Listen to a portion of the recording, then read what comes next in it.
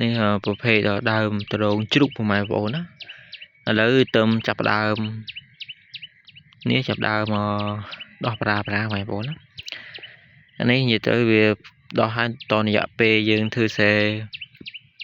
ភាសាតាមនឹងអស់បងប្អូនធ្វើសេភាសាតាមនឹងអស់ឈួតអស់និយាយទៅថាខែកដឹកបងប្អូនណាបើមានមើលបងប្អូនឥឡូវវាចាប់ដើមអានេះខ្ញុំទឹមកោះហើយទេប្រភេទដើមទ្រងជ្រូកនៅកន្លែងវាសេនេះបងប្អូនទឹមកោះហើយពីមួយវឹកខែកដឹកបងប្អូនអូនិយាយទៅប្រភេទដើមទ្រងជ្រូកយើងយកទៅដាំនៅផ្ទះថាបានផលដែរបងប្អូនណាហើយឥឡូវវាដូចពីមុនទេពីមុនចាស់ពីមុនគេទៅចិត្តដើរជីតខែកដឹកខែគេឈូតស្រូវភាសាហើយបងប្អូនវាតាមភ្លឺសេភ្លឺអីហ្នឹងសបូនណាបងប្អូនតាមភ័យហ្នឹងហើយឥឡូវ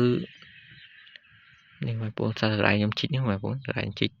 ពីមួយវឹកធ្វើសេភាសាហើយបងប្អូននេះ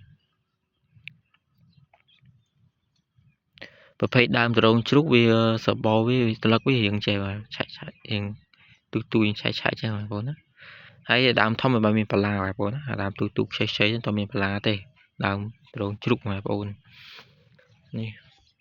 វាសេបងប្អូនហើយនេះមានគោនិយាយទៅថ្ងៃនេះអាកាសធាតុថ្ងៃនេះអំណរផលល្អបងប្អូនអើយតែមេស្ទុំមេរៀងងឹតប្រហែលកក់ខែទេបងប្អូនថ្ងៃនេះកន្លែងទេសភាពបងប្អូនវាសេបងនៅនេះតោះបានធ្វើទេហើយសេកន្លែងសេគេនេះគេព្រោះស្រូវស្ងួតឥឡូវដោះប្រាមួយបងប្អូន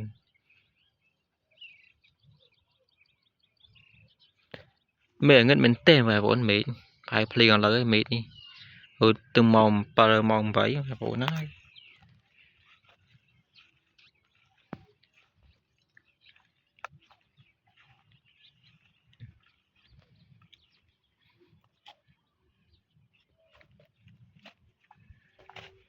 កាយសិតព្រៃបងប្អូនព្រៃក្រាស់ដែរបងប្អូន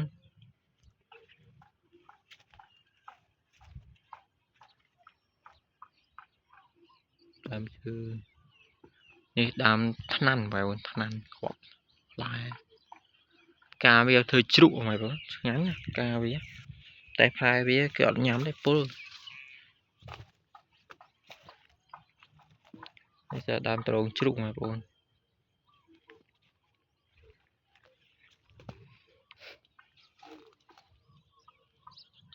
អូនផ្សារដំរី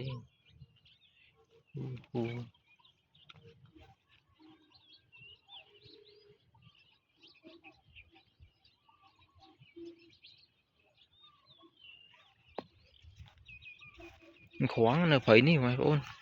សវងខ្វាំងខ្លាំងហ្មងវាសបុកបងប្អូនសវងខ្វាំងវាសបុកវានេះកាយធ្វើទៀតខ្វាំងសបុកលើនឹងសបុកខ្វាំង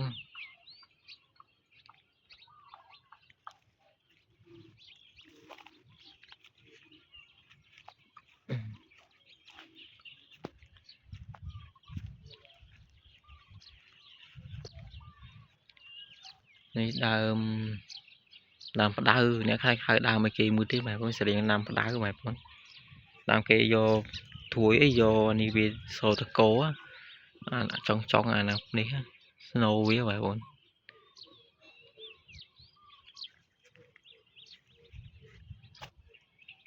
ស្រូវគេខាងនេះគេព្រោះស្ងួតហើយដោះមួយបងប្អូនដោះអត់ទឹកខាងនេះភាពសបោណាបងប្អូនភាពមិញឃើញខ្ញុំមកមិញផ្អើឈូនៅវាសេនេះវាចោះស៊ីស្រូវ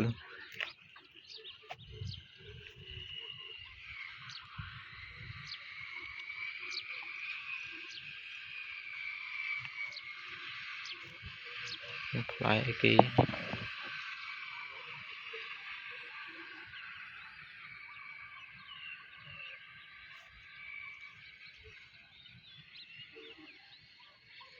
នោះសើព្រាបងប្អូនហើយទៅចោះនេះបងប្អូនឃើញមនុស្សវាអត់ហ៊ានចោះ